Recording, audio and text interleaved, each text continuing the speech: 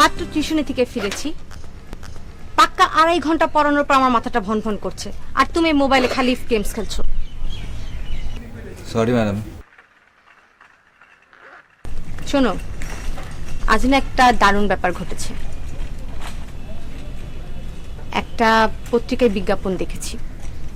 বিজ্ঞাপন যে এমন হতে পারে আমার কখনো ধারণা ছিল না, একদম অত্যাধুনিক। কিসের বিজ্ঞাপন? বিজ্ঞাপনটা ছিল একজন ভদ্র মহিলার, স্নাতক পাশ একটা মেয়ে দরকার, যার হতে হবে শিল্প, সংস্কৃতি, রাজনীতির প্রতি সচেতনতা। এই স্নাতক পাশ মেয়ে দিয়ে ওই মহিলা কি করবে? মহিলার সাথে ঘুরে বেড়াবে, চাইলে ওই বাড়িতে থাকাও যাবে, ফ্যাসিলিটিসও কিন্তু অনেক, আর স্যালারি কিন্তু খুব ভালো। খুবই আজগুবি আর ফালতু একটা কথা। আগে পড়াশোনা শেষ করো, তারপর চাকরি বাকরি করা যাবে। তোমার এই বাজে অভ্যাসটা কবে যাবে আল্লাহ জানে। আরে আমি বিষয়টা কি আসলে সেটা জানার জন্য ইন্টারভিউটা দিতে চাই। আচ্ছা তোমার কি ভালো সময় কাটে না? কেন? না মানে বিজ্ঞাপন যখন দেখছো তখন পাত্রীচার বিজ্ঞাপন দেখতে পারো না? তাহলে তো একটু কাজে লাগতো। তুহিন, আমি কিন্তু বলেছি জাস্ট বিষয়টা কি এটা জানার জন্য আমি ইন্টারভিউটা দিতে চাই, দ্যাটস ইট। আচ্ছা ঠিক আছে, তোমার যখন এত ইচ্ছা তখন তুমি ইন্টারভিউ দিও, ঠিক আছে?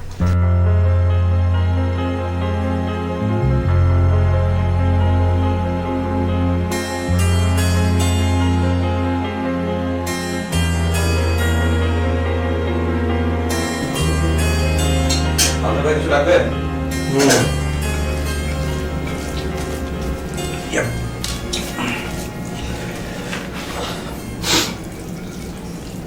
ভাই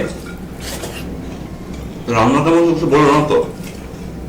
হয়েছে বাজার দর। বাজার দর মানে এটা আবার কেমন কথা বললেন?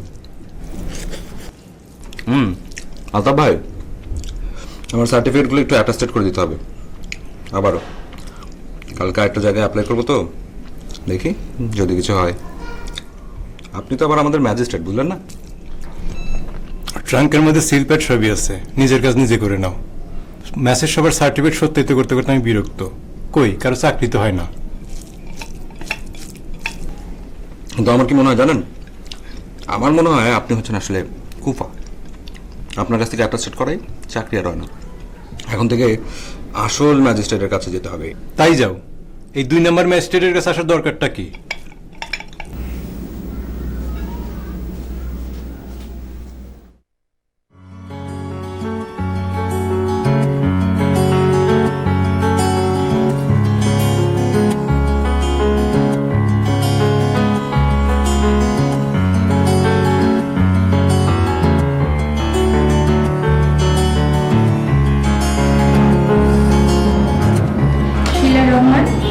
বিশ্ববিদ্যালয়ের ছাত্রী, বাড়ি নেত্রকোনা, বাংলায় পড়ছো মাস্টার্সে। জি। বাবা মুস্তাফিজুর রহমান, মা ফাতেমা আক্তার। দুজন বেঁচে আছেন তো? বাবা আছেন, মা নেই। দুঃখিত। অবসর কাটাও কিভাবে? টিভি দেখে, বই পড়ে, গান শুনে। কোনো অভ্যেস আছে? এই যেমন ধরো সাহিত্য চর্চা কিংবা গান করা। আগে গান শিখতাম, এখন চর্চার অভাবে হচ্ছে না। ও আচ্ছা, তাই। এখানে ইন্টারভিউ দিতে আসবার জন্য ধন্যবাদ। আমরা ফলাফলটা পরে তোমাকে টেলিফোনে জানিয়ে দেব। ঠিক আছে, তাহলে আসি। আসসালামু আলাইকুম। ভালো থেকো।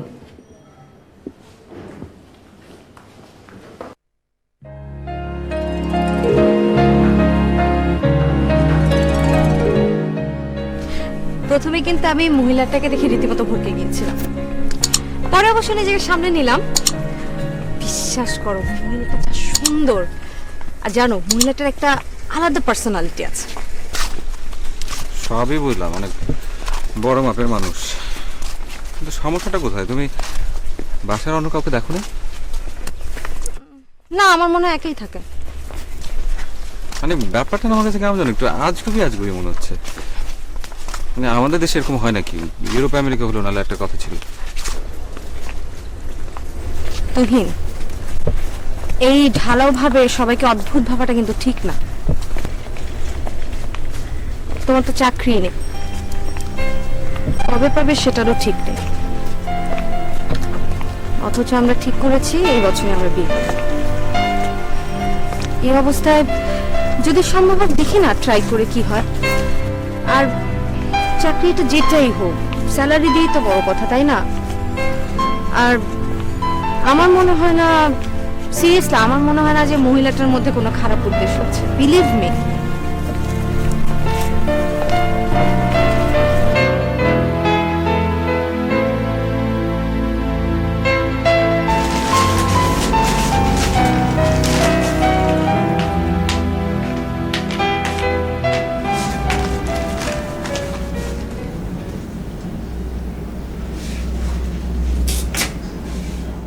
ভাইজান, কোন দেশে যাচ্ছেন? মানে কি? মানে আবার কি? কোনো বিধবাকে বিয়ে টিয়ে করে কোন দেশে যাচ্ছেন নাকি সেটাই জানতে চাচ্ছিলাম। তোমার কি ধারণা আমি শুধু পেপারে পত্রপত্রিক খবরই পড়ি? দেশে আর কোনো খবর নাই? সংবাদপত্রে আর অন্য কোনো খবর আছে নাকি? ভালো খবরটা একটাই, পাত্র চাই, পাত্রী চাই।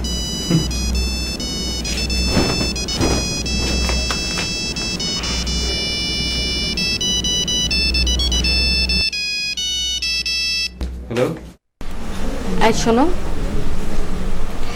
ওখান থেকে ফোন এসেছে, কাল যেতে বলেছে। ও আমি জানতাম ওরা তোমাকে ডাকবে। তুমি গণক ঠাকুর নাকি যে আগে সব বলে দিতে পারো? তাহলে সেদিন কেন বললে না? খামাখাই টেনশনটা করতে লাগতো না। আচ্ছা, তুমি কাজটা করবে? বারে করবো না মানে? না মানে আমি চাচ্ছিলাম না তুমি কাজটা করো, এখন তোমার ইচ্ছা। তুহিন, তুমি যেভাবে ভাবছো আসলে ব্যাপারটা সেরকম না। এ ব্যাপারে আমরা কালকে কথা বলে নেবো, ওকে? এবার আমি রাখি, তুমি ঘুমাও, অনেক রাত হয়েছে। রাখলাম।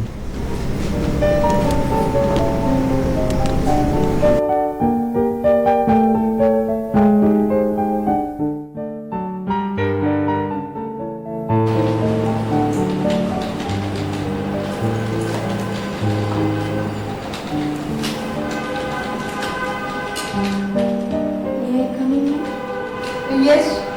Oh, yes, please. বসো।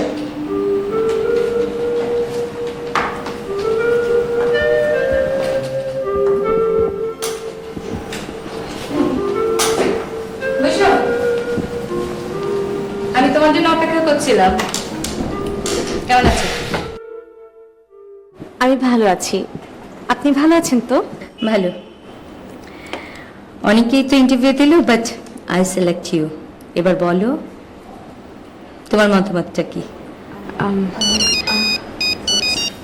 এক্সকিউজ মি, আমার ফিজিশিয়ান বড্ড ডিস্টার্ব করে। হ্যালো, হ্যাঁ, ইয়াং ডক্টর, কেমন আছো?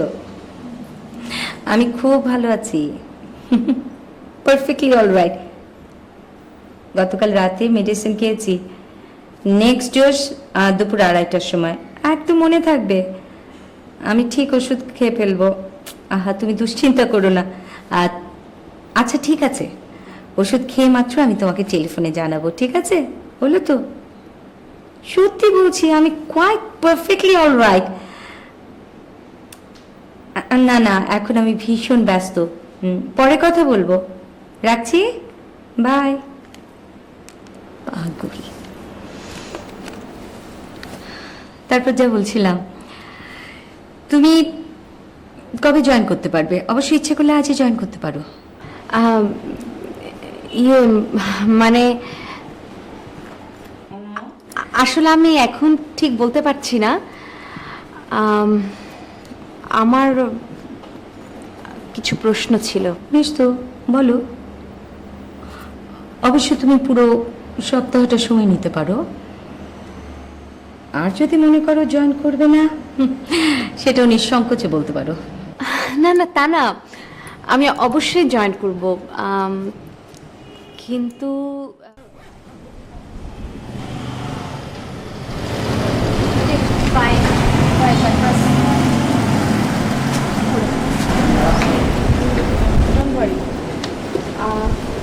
কাল তো বাড়ি থেকে দেখে খাবে, আর আমি সব কিছু বলে কাউকে ফোনে জানিয়ে দেবো।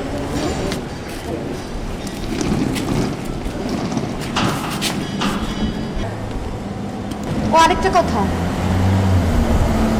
আজ একটা সিগারেট কিনে খেও, মাইন্ড করবো না। বাই।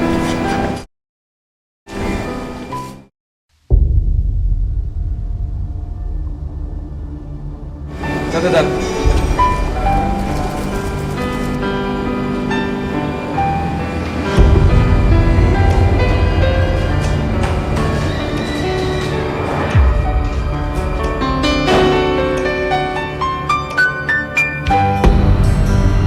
কথাটার ভিতর কেমন একটা রুক্ষ, খুব দূরের সম্পর্ক মনে হয় না? কেমন জানো না? আরে তুমি আর আমি তো বন্ধুর মতো, তাই না? না, ঠিক বন্ধু না, তুমি তো আমার ফ্যামিলি মেম্বার, তাই না?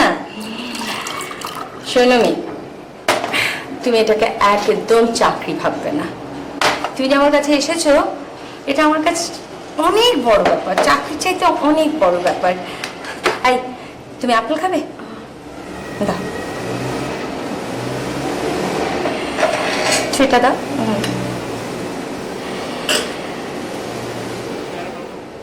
আমার কাছে তোমাকে পাওয়াটা যে কত বড় ব্যাপার, সেটা একদিন বুঝতে পারবে। এর বিনিময়ে আমি তোমাকে অনেক কিছু দিতে পারি, অনেক কিছু।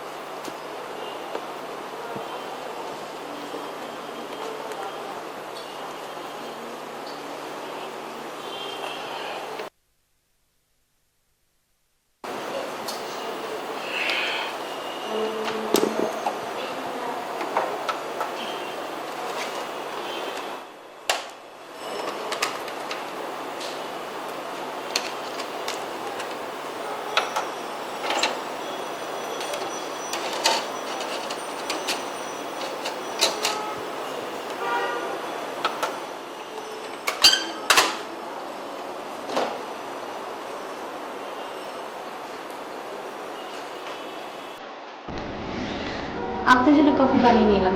Thank you. আকাশে কি সুন্দর নীল রং না? দেখেছিস? নীল রং তোর ভালো লাগে? ভীষণ পছন্দ।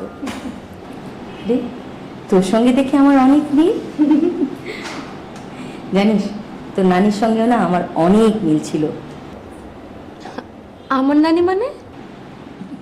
সরি, আমি আমার মার কথা বলছিলাম। মার কথা খুব মনে পড়ছে। কফি খা, ঠান্ডা হয়ে যাচ্ছে তো।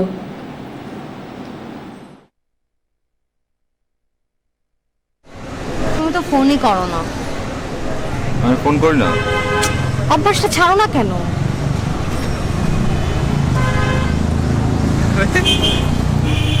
তো খুব সুন্দর। কোথায় পাইলে এটা? কিনছি। কিনছো মানে? দেখি তো, এটা তো গোল্ডের মনে হইতেছে। তুমি কিনলে কেমনি? তোমার কাছে এত টাকা পয়সা আছে নাকি? ওই যে ওদিন আন্টির সাথে শপিং এ গেলাম না, গোল্ডেন দোকানে ঢুকলো, তারপর কিনে দিল। আমি চাই নাই, তাও শুনলো না। তোমার স্যালারি কত? আর এই জিনিসটার দাম কত? তোমার স্যালারি যাতে নিশ্চয়ই বেশি হবে। তুমি বুঝার চেষ্টা করো না কেন? আরে আমি তো চাই নাই, আন্টি দিল।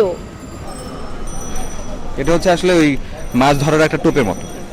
ওই তোমাকে অল্প অল্প করে টোপ দিচ্ছে আর তুমি সেটা কিনতেছো। আমার তো রীতিমতো এখন ভয় লাগে, আমার ঘুমও হয় না কয়েকদিন ধরে ঠিক মতো।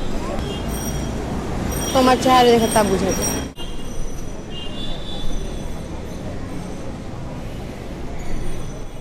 আমার একটা চাকরির জন্য ইন্টারভিউ আসছে, ইন্টারভিউটা দিছিও, ভালো হয়েছে, ডাকবে মনে হয়। তাই নাকি? শোনো, চাকরিটা হয়ে গেলে তুমি এসব চাকরি খেলা বাদ দিবে। আমার ভালো লাগতেছে না।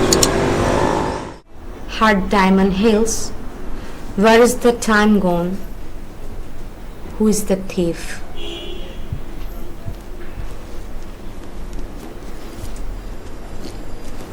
আপনি বরং ঘুমিয়ে পড়ুন, আমি যাই, অনেক রাত হয়ে গেছে। বাকিটা নয় পরেই পড়বো, আজ উঠি। শুয়ে পড়তে বলছিস? এখনো তো রাত অনেক বাকি। এই, তুই কখনো সমুদ্র দেখেছিস?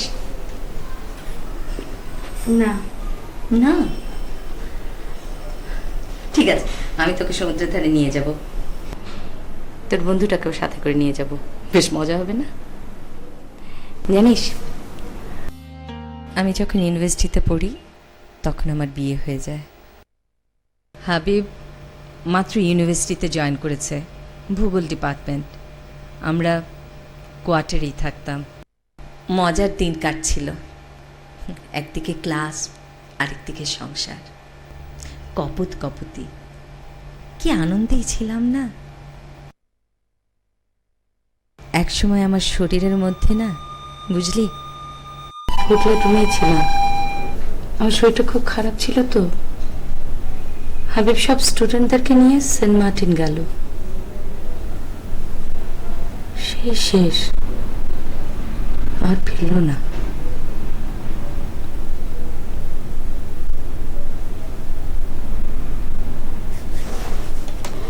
আমার শ্বশুরবাড়ির লোকজন আমাকে নিয়ে ভীষণ ব্যস্ত হয়ে পড়ল। ওদের বংশের প্রদীপ আমি বয়ে বেড়াচ্ছি, আমাকে আরো আঁকড়ে ধরবার জন্য। হাবিবের ছোট ভাই কামরানের সঙ্গে ওরা আমার বিয়ে দেবার জন্য উঠে পড়ে লাগলো। আর এটা কোনো কথা হলো নাকি? হ্যাঁ, কামরান হচ্ছে আমার ছোট ভাইয়ের মতো, ওকে ছি, এত ঘৃণা হয়েছিল না, যা ইচ্ছে তাই। আমি সোজা পালালাম আমেরিকায়। আমার মামা সেটল, মামার কাছে চলে যাই। আমার দ্বিতীয়বার মৃত্যু হয় কখন জানিস? যখন আমি একটা মৃত কন্যা সন্তান প্রসব করলাম। মেয়েটা যদি বেঁচে থাকতো তাহলে ঠিক তোর মতো হতো।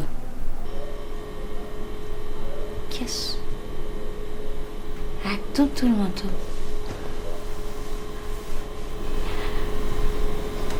এই মেয়ে, তুই আমাকে মা বলবি? বল না, মা বলবি?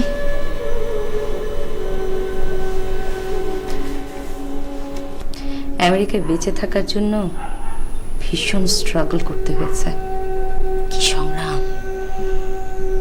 এখন আমার বাড়ি আছে, গাড়ি আছে, অনেক প্রপার্টিজ। আর এই দেশে থাকবার জন্য এই ফ্ল্যাটটা কিনেছি।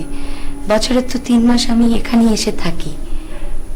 এবার ভাবছি সব কিছু ছেড়ে ছুড়ে একদম একেবারেই চলে আসবো। তাহলে দেশে আসছেন না কেন? তুই তো এখন আমার সঙ্গে আছিস, এবার আমি একেবারেই চলে আসব। কিন্তু তোকে কথা দিতে হবে, তুই তুই আমার সঙ্গে থাকবি। আমাকে মা বলবি, বল। আমি আমি তোকে আমার সব কিছু লিখে দেবো, আমার গাড়ি, বাড়ি, প্রপার্টিজ, ব্যাংক ব্যালেন্স, আমি সব কিছু তোকে দিয়ে দেবো। শুধু শুধু তুই আমাকে মা বলবি। মা, তোকে কিচ্ছু করতে হবে না, একদম কিচ্ছু না, শুধু শুধু আমাকে মা বলবি। মা, আপনি আপনি আপনি খেতে আসেন, আপনি খাবেন, অনেক রাত হয়ে গেছে, আপনার ওষুধও খেতে হবে। আর ডাক্তার বলেছে যে এই ওষুধের ডোজ যদি মিস হয় তাহলে খুব অসুবিধা হবে। খেয়ে নিন। তুই এখন যা, আমি ওষুধ খেয়ে নেব, তুই শুতে যা।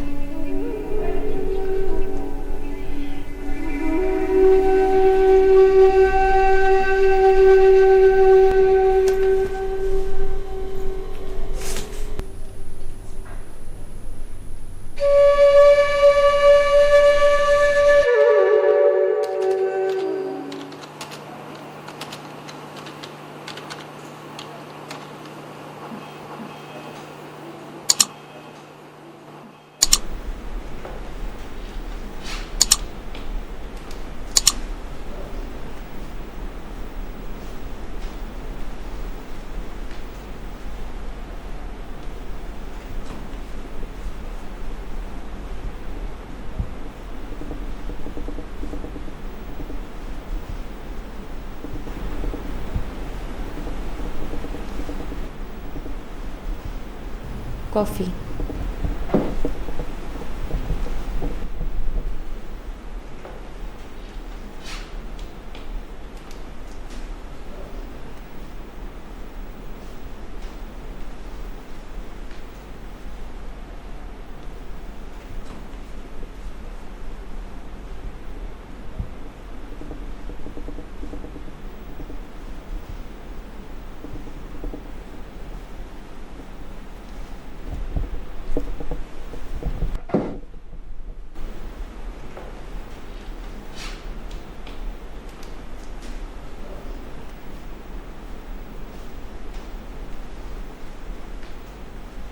আমি ইউনিভার্সিটিতে যাচ্ছি,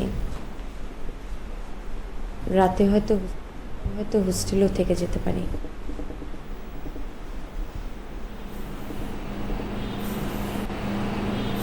তোকে এমন দেখাচ্ছে কেন? রাতে ভালো ঘুম হয়নি না? কাল রাতে অনেক আজে বাজে বকেছি, ওগুলো ভুলে যাস কেমন?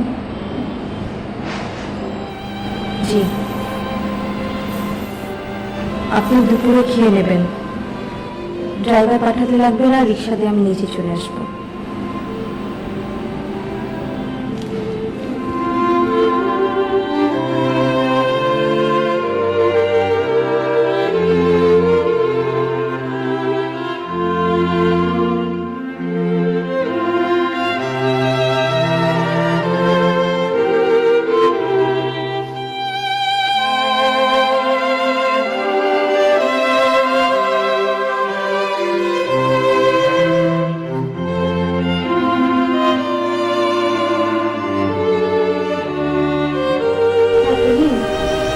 হ্যাঁ, তুমি এক কাজ করো, কালকে সকালবেলা, হ্যাঁ সকালে উঠে আমার ভালোর সামনে চলে এসো।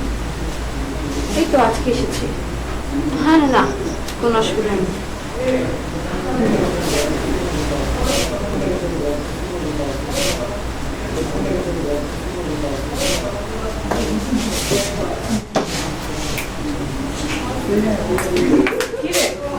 তুই রুমে বসে আছিস, ডাইনিং যাস না? না রে, সেটা ভালো লাগছে না। সকালে 3টা ক্লাস করলাম, লাইব্রেরিতে গেলাম, তারপরে ক্যান্টিন থেকে ভরপেট খেয়ে বের হয়েছি। আজ রাতে খাবো না।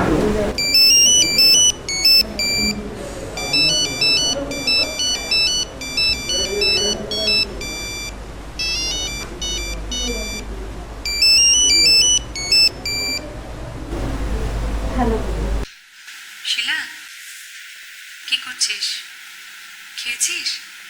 জি, আপনি খেয়েছেন? আমি খেয়ে নেব। আচ্ছা, ছাড়ছি। কোনো সমস্যা? জানিস, একজন মহিলা তার সবকিছু আমাকে দেওয়ার জন্য প্রস্তুত। শুধু আমি যেন তাকে মা বলি তার বিনিময়ে। বলবি মা, বলবি, সমস্যা কোথায়? এটা কি কখনো সম্ভব? এটা কিভাবে সম্ভব? আমি অন্য একজনকে কিভাবে মা বলবো? আমি আমার মাকে ভুলে আমি অন্য একজনকে মা বলবো? এটা এটা অ্যাবসার্ড ব্যাপার, এটা কখনোই হয় না। আচ্ছা ঠিক আছে বাবা, এটা তোদের ব্যাপার। আমার সকালে ক্লাস আছে, আমি শুয়ে পড়লাম।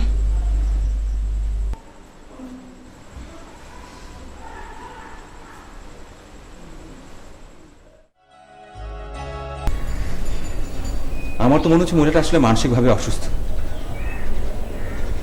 দীর্ঘদিন দেশের বাইরে ছিল, তার কোনো পার্সোনাল একটা সমস্যা থাকতেও পারে, সেটা হয়তো সে তোমাকে বলেনি, তোমার কাছ থেকে লুকিয়ে রেখেছে। দেখো একটা জিনিস আমি না আমার মাথায় কোনোভাবে আসছে না।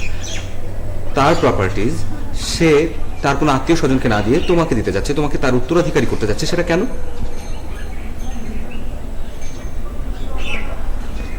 আমি আর কিছু জানি না, তুমি আজকে তাকে ফোন করে বলে দিবে তুমি সেখানে আর যাচ্ছ না, বাস, দ্যাটস ইট।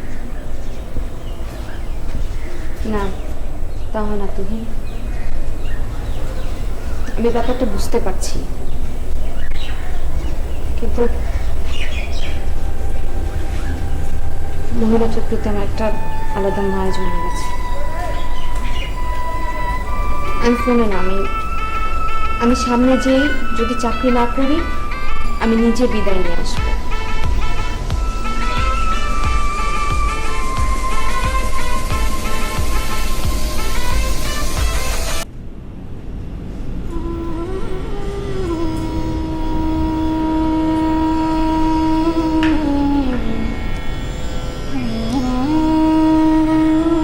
গুড মর্নিং, ভালো আছেন? আমি জানি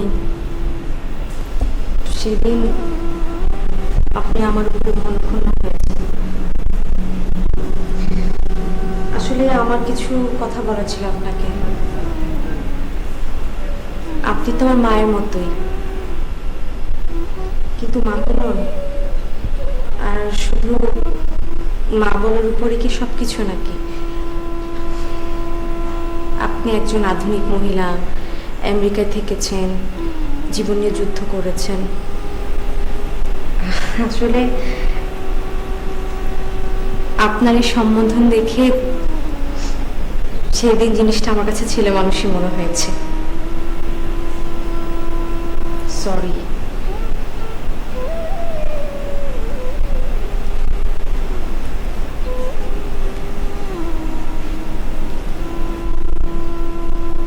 সরি, আমাকে ক্ষমা করে দিন। আমি আপনাকে অনেক কষ্ট দিয়েছি না?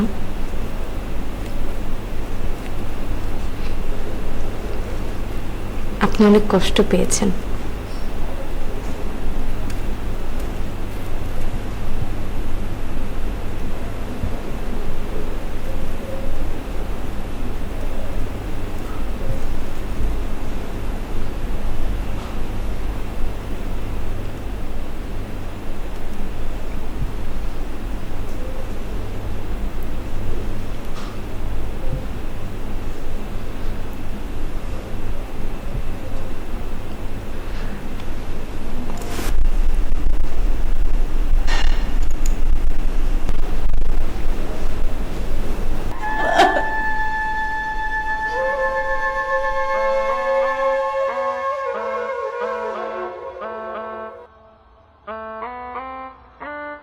আমি তোর মা হতে পারিনি, কিন্তু তাই বলে আমার দেয়াই উপহার তুই প্রত্যাখ্যান করিস না। আমি তোকে ভালোবেসেছিলাম, তোর ভবিষ্যতের কথা ভেবেছি বারবার। বোকা মেয়ে, আমি তোকে কিনতে চাইনি। এবার আমি ঠিক ঘুমিয়ে গেলাম।